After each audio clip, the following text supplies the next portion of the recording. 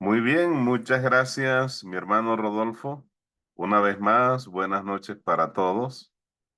El Señor nos bendiga y sean nuevamente bienvenidos a esta reunión donde nos edificamos cada miércoles.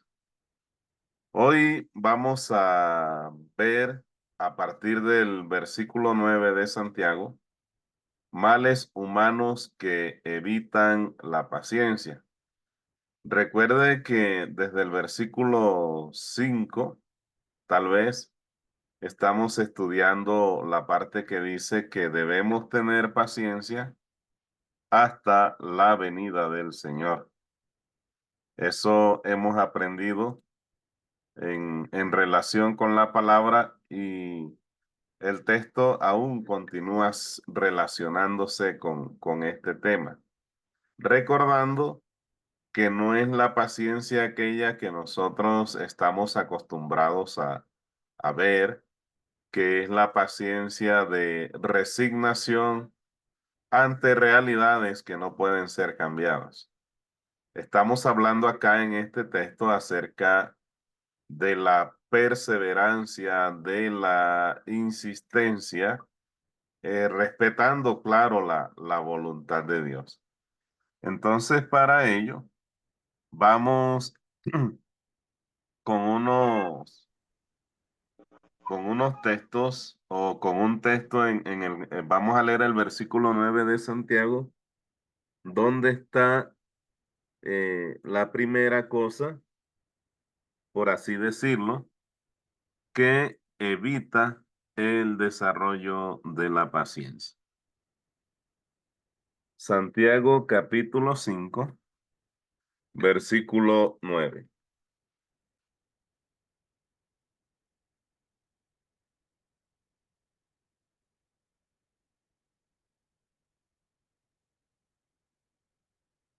La palabra de Dios nos dice: hermanos, no os quejéis unos contra otros, para que no seáis condenados. He aquí el juez está a la puerta. Entonces el texto nos está diciendo que no nos quejemos unos contra otros. La murmuración es señal o sustento o el fundamento de la murmuración está en la impaciencia.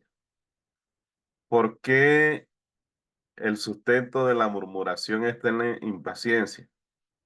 Sencillamente porque no somos capaces de sobrellevar los defectos de los hermanos, no somos capaces de entender que si el hermano tiene un defecto, yo tengo otro. Si el hermano es chismoso, de pronto yo soy fornicario. O si el hermano es murmurador, yo puedo tender a enojarme con facilidad. Entonces soy impaciente porque no espero que Dios, en la iglesia todos estamos en un proceso de madurez y de pronto hay unos que son más maduros que otros.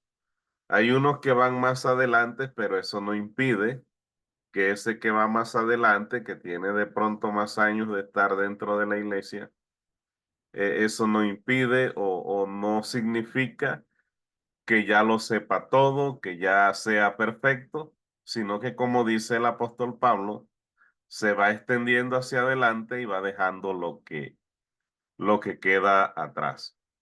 Entonces, en este sentido, la persona que no es capaz de dar un compás de espera a que el hermano se corrija y pueda ir perfeccionando día a día sus defectos, entonces esto muestra una señal de impaciencia. Es decir, que la murmuración significa que es verdad lo que se está diciendo del hermano. El hermano es chismoso, al hermano le gusta llevar la contraria. Ajá, pero ¿qué de ti que estás hablando eso? ¿Qué de ti que lo estás diciendo? Como lo decía en el estudio anterior, ¿con qué propósito se está diciendo algo que es verdad acerca del hermano? ¿Se está diciendo con el propósito de ayudarle? Personalmente, yo no lo creo, porque tal vez eh, sea verdad lo que se dice, pero en lugar de ayudarle, lo que se le está haciendo es un perjuicio. ¿Por qué? Porque a veces nosotros al contar estas cosas, especialmente si las contamos a personas que no son tan maduras en la fe, entonces podemos sembrar cizañas entre hermanos, porque ya el hermano que ha escuchado la cosa no se va a sentir bien y de pronto va a tomar al que tiene el defecto como un enemigo. Es mejor hablar con el hermano y ayudarle, tratar de ayudarle en la situación que está fallando. Ahora, regularmente nosotros cuando murmuramos, no lo hacemos de nosotros mismos. Al ser humano no le gusta hablar de sus debilidades, pero sí le gusta hablar de las debilidades de las otras personas. Y algo negativo que tiene la murmuración también es que me lleva a compararme con la otra persona. Es decir, yo me voy a poner por encima de la persona que, entre comillas, que supuestamente está fallando. Eso no es bueno por donde se le mire, porque entre otras cosas, no hay persona quizás en términos espirituales más grande que otras, porque como lo decía anteriormente, si usted tiene un defecto, yo tengo otro. Entonces, no puedo yo asumir esta actitud de estar murmurando de usted ni de ninguna otra persona. Entonces, en este sentido, ¿cuál sería la actitud correcta para asumir? ¿Qué debemos hacer? Sencillamente debemos valorar las cualidades que cada persona tiene. Es decir, en la iglesia siempre se ha ilustrado o se ha comparado con un cuerpo donde cada miembro tiene distintas funciones y así el cuerpo va creciendo. Entonces, si yo soy el líder de esa congregación, porque a veces los líderes tienden a quejarse de los miembros de la iglesia, eso pasa. O a veces también los hermanos tienden a quejarse unos de otros, por eso dicen no se quejen unos de otros. Entonces, ¿qué debemos hacer? Valorar las cualidades que cada uno tiene y si Dios me puso en el camino de ese hermano, lo que yo debo hacer es ayudarle a que cada día sea más maduro, a suministrarle pautas sin avergonzarlo en público, tal vez por ese defecto que esa persona tiene. Es algo que nos cuesta. A mí me ha costado debido a que yo no solamente he vivido en la iglesia de Morán, he transitado por varias congregaciones y en mis inicios, cuando empecé a predicar, a mí me costaba entender esto y me costaba mucho más ponerlo en práctica.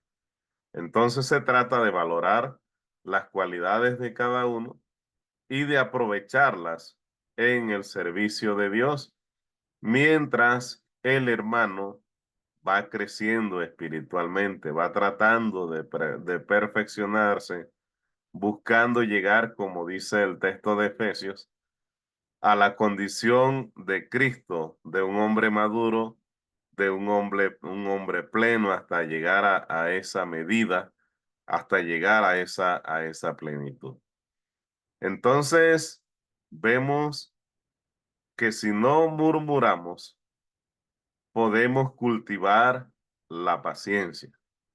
Cuando nos quejamos contra otros, cuando hablamos mal de otros e incluso nos comparamos con ese otro, poniéndonos por encima de él, entonces estamos cultivando la impaciencia. Estoy dando a entender que yo no soporto a esa persona y que no estoy dispuesto a trabajar con ella. Ahora, hay razones importantes para no murmurar. Vamos a ver, por ejemplo, Mateo capítulo 24, versículo 33. Mateo 24, 33. ¿Me regalan un momento, por favor, mientras lo busco acá?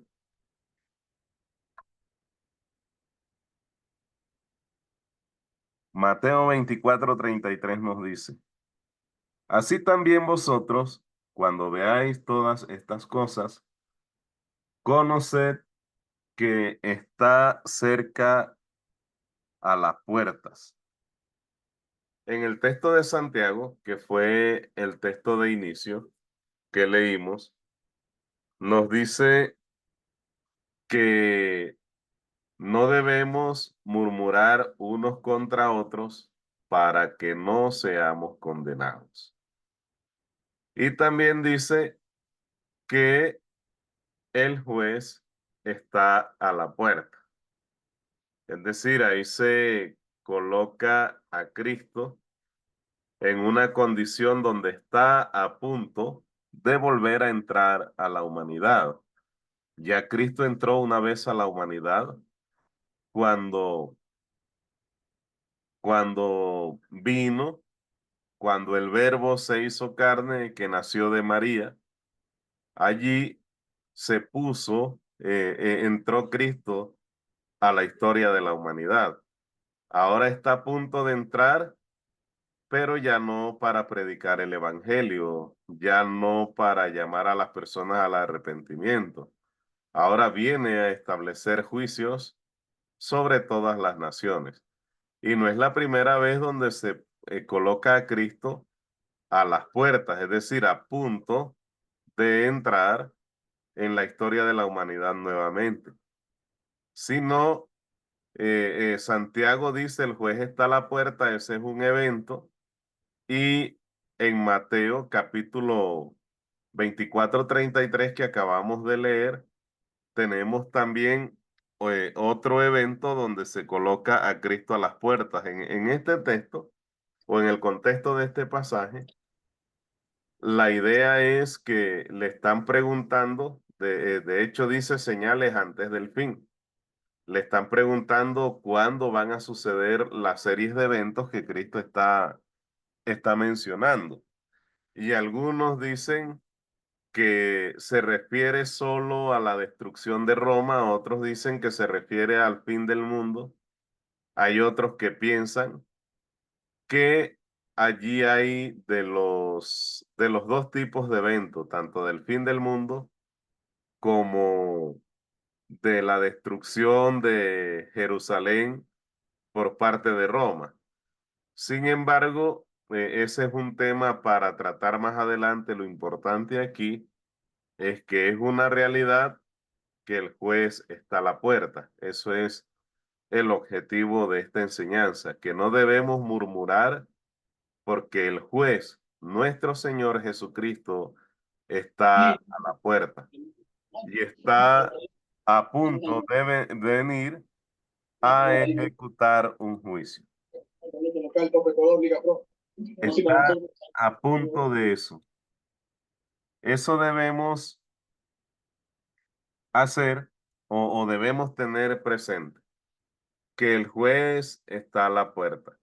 Y a veces nosotros vemos ese juicio lejano y nos tomamos incluso licencia para pecar en este sentido, pero mucho cuidado cuando vayamos a hablar de otra persona, especialmente si esa persona no está presente, porque a esa persona le podemos hacer daño.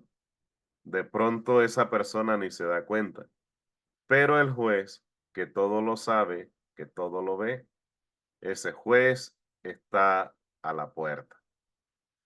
Y eso ya vemos dos cosas negativas que causan la murmuración en nuestras vidas.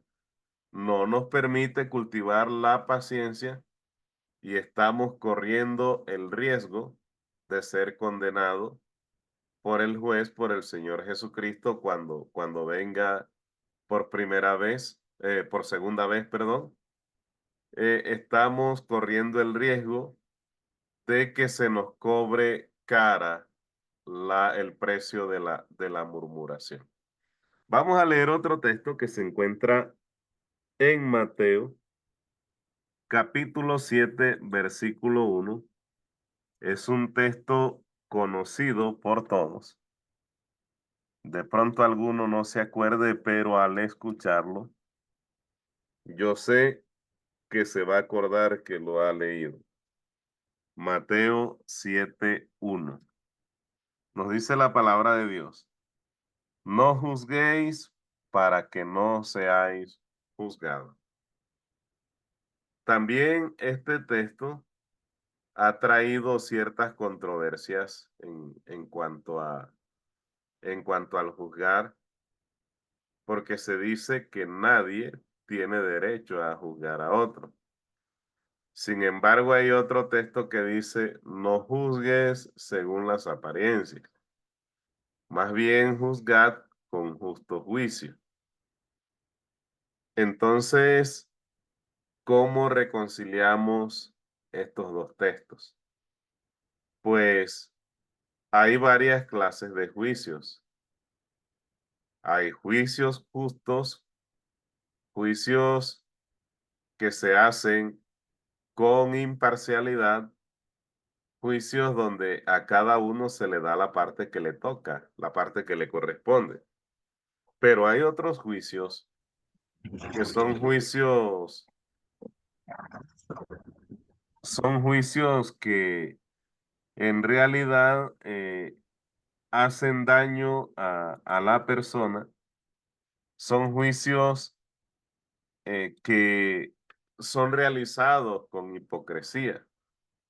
Son juicios donde el sentimiento hace que usted tome la decisión que a Dios no le agrada en cuanto a un juicio. Y hay juicios donde yo señalo a la persona, pero no me estoy dando cuenta que yo estoy haciendo igual o peor que él. En primer lugar, un justo juicio debe hacerse usando las sagradas escrituras. Es decir, no debo juzgar según mi pensamiento. A veces hay palabras pensadas por hombres que no aparecen en las escrituras. Son pensamientos humanos que yo reemplazo por las escrituras, algo parecido a lo que hacían los fariseos en su tiempo. Algo, eh, un pensamiento o algo que es según la tradición. Es algo que se hace según la tradición. Entonces, en este sentido, el juicio no es un juicio bajo la luz de las escrituras. Entonces, cuando yo tengo un contexto así, lo más sano, lo más recomendable es no realizar ningún juicio. En segundo lugar, nosotros somos administradores de las escrituras, no somos los dueños de la palabra de Dios.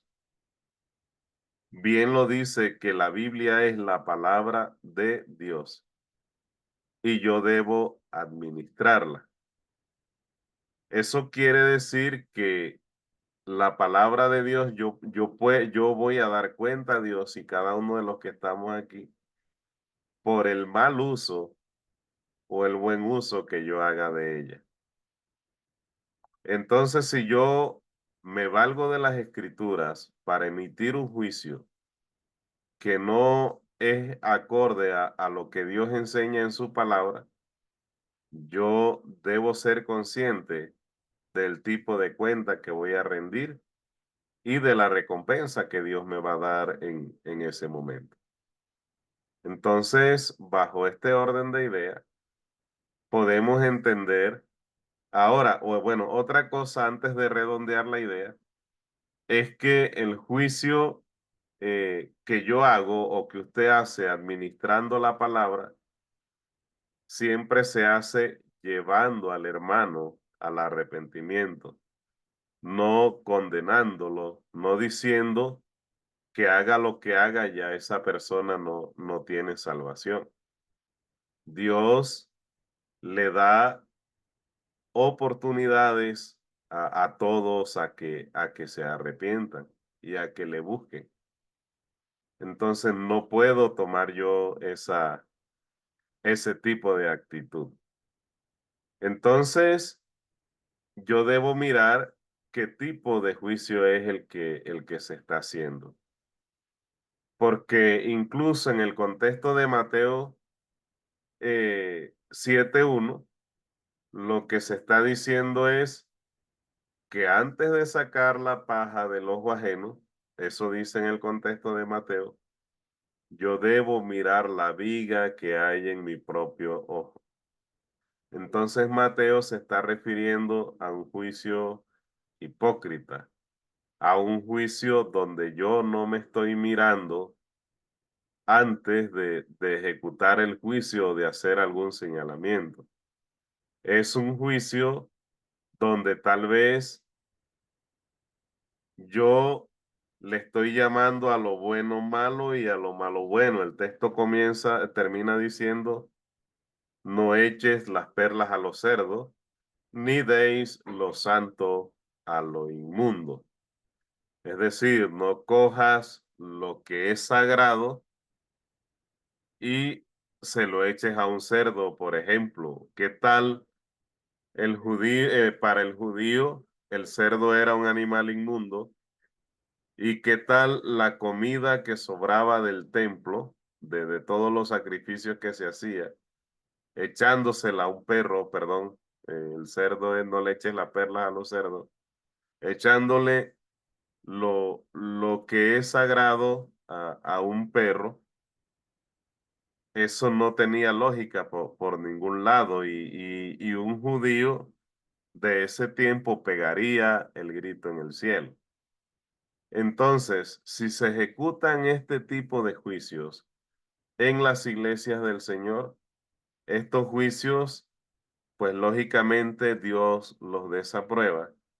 Y de la misma forma que yo hice o que cualquiera haga, pues se va a hacer con él.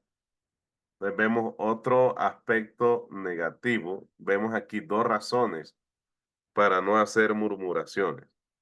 La primera de estas razones es que Jesús está a la puerta. Jesús viene pronto.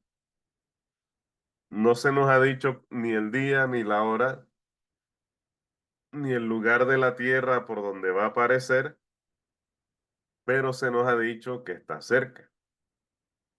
Y la segunda razón es para que no realicemos juicios llenos de hipocresía, juicios donde reina el sentimiento, el afecto que se pueda tener por una persona, y eso ciega a la gente, los pone ciego y no les permite ver la realidad. Entonces, lo que vemos en Santiago para algunas personas puede convertirse en una advertencia, pero para otros puede convertirse en una esperanza. Una advertencia para quienes, para aquellos que teniendo todas las herramientas para hacer juicios justos, sin embargo, hacen juicios hipócritas, juicios donde no hay equidad, juicios donde, como ya lo dije, hay sentimentalismo y con estas palabras Dios lo que les está diciendo es, si no cambias pronto tu manera de ser, si no sustituyes la voluntad humana por la voluntad divina, entonces atente a las consecuencias cuando el juez venga. Eso es lo que nos está diciendo, o por eso se convierte en una advertencia. Para, reflexiona y cambia de camino. Pero también se convierte en una esperanza para aquellos que han buscado todo el tiempo someterse a la voluntad de Dios, para aquellos corazones humildes que no juzgan con juicios hipócritas, que no hacen señalamientos sin revisarse a sí mismos, sino que tratan de servir todo el tiempo.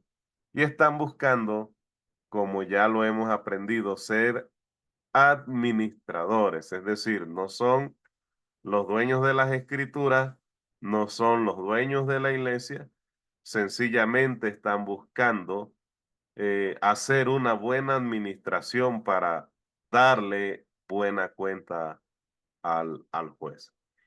Entonces, basados en esto, vamos a leer el texto de Romanos, capítulo 2, empezando desde el versículo 5. Romanos, capítulo 2, versículo 5. Muy bien. Nos dice la palabra de Dios. Pero por tu dureza y por tu corazón no arrepentido, atesoras para ti mismo ira para el día de la ira y de la revelación del justo juicio de Dios. Le está hablando el apóstol Pablo a los romanos, y en la carta a los romanos se le habla a dos audiencias principales: los judíos y los gentiles. Y en el capítulo 2 se les está hablando a los judíos, en gran parte de ese capítulo, si no es en todo. Y Pablo les está diciendo que tienen un corazón terco, es decir, que no están dispuestos a cambiar su concepto, tal vez sus doctrinas de hombre, o tal vez utilizando la ley como mecanismo de salvación, la circuncisión como mecanismo de salvación. Y el apóstol Pablo les está diciendo, están atesorando ustedes iras para el día de la ira y cuando se revele el juicio de Dios. Y dice, el cual pagará a cada uno conforme a sus obras. Bueno, eso no tiene mucha explicación. Si el corazón no se arrepiente, deberá afrontar las consecuencias. Si la persona se arrepiente y se somete a la dirección de Dios, recibirá también su buena recompensa. Dice, vida eterna a los que perseveran en, en bien hacer, buscando gloria y honra e inmortalidad. Pero ira y enojo, versículo 8, pero ira y enojo a los que son contenciosos y no obedecen la verdad, sino que obedecen a la injusticia. Entonces, estábamos hablando en el último punto ya de esta enseñanza, estábamos hablando de que hay una advertencia y una esperanza. Todavía el juicio no se ha ejecutado, Y cuando se les está hablando a los romanos, se les está advirtiendo, o de los miembros de la iglesia de Roma, se les está advirtiendo acerca de lo que puede pasar con aquellos que no desean cambiar su actitud, de aquellos que no dejan que Cristo transforme sus corazones. Y en cambio, también la buena recompensa para aquellos que sí están haciendo la voluntad de Dios. Dice, tribulación y angustia sobre todo ser humano que hace lo malo, el judío primeramente y también el griego. Pero gloria y honra y paz a todo el que hace lo bueno, al judío primeramente y también al griego, porque no hay acepción de personas para con Dios. Entonces nos estamos dando cuenta que probablemente tanto usted como yo eh, podemos llegar a hacer un juicio hipócrita. De hecho, Dios nos hizo con libre albedrío y podemos hacerlo. Dios no va a bajar del cielo a impedir que usted y yo hagamos este tipo de cosas, pero hay algo importante que hay que tener en cuenta. En los últimos versículos que leí, se repite varias veces la frase al judío primeramente y también al griego. Y cuando habla de griego, no está hablando exclusivamente de los de Grecia, está hablando de toda de todos los gentiles, de aquellos que no son judíos. Y termina redondeando la idea diciendo que Dios no hace acepción de personas. Es decir, Dios no tiene favoritos, Dios no va a tomar decisiones basadas en el sentimiento que porque lo amo, que porque me cae bien, que porque cuando la veo me da cosquillitas en el estómago o siento maripositas. Los juicios de Dios no están basados en este tipo de cosas. Los juicios de Dios están basados en los hechos, por eso dice que dará a cada uno conforme a sus obras, basado en los hechos realizados por cada persona mientras le fue prestada la vida para permanecer un poco de tiempo en esta tierra. En eso van a estar basados los juicios de Dios. Entonces nosotros debemos eh, abandonar la murmuración, que es el texto o el aspecto, el defecto, que impide que usted y yo cultivemos la paciencia. Debemos cultivar la paciencia para con los hermanos, debemos valorar sus cualidades y permitirle avanzar, permitirle crecer en sus defectos, sencillamente porque el juez está a la puerta. El juez está a la puerta, en cualquier momento entra nuevamente a la historia de la humanidad para ejecutar su juicio y por nuestras obras podemos ser condenados. Mis hermanos, esto es todo lo que traía para hoy. Espero que sea de gran bendición, tanto para ustedes como para mí, porque yo también aprendo mucho de estas enseñanzas.